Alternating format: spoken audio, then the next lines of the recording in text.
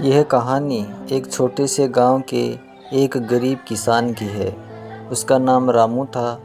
रामू के पास बहुत कम ज़मीन थी, जिससे वह मुश्किल से अपना और अपने परिवार का गुजारा कर पाता था। एक दिन उसने सुना कि पहाड़ी की दूसरी तरफ एक खजाना दबा हुआ है। रामू ने सोचा, पैसे लेकर खजाना खोजने निकल पड़ा। उसने दिन रात मेहनत की, कई महीने बीत गए, लेकिन उसने खजाना नहीं मिला। अब उसके पास न पैसा बचा था। फिर एक दिन वह थक कर उसी ज़मीन के पास आ पहुंचा। निराश हो गया, उसने बेचा था। वहाँ उसने देखा कि नया मालिक उस ज़मीन पर खेती कर रहा था और उसकी फसलें बहुत अच्छी हो रही थी।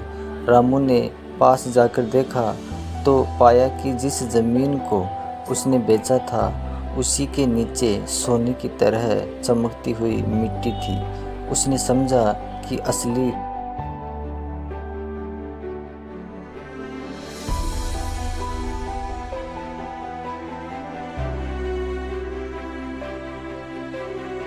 थी, जिसे उसने मेहनत और लगन से सींचा होता तो वही उसे खुशहाल बना सकती थी।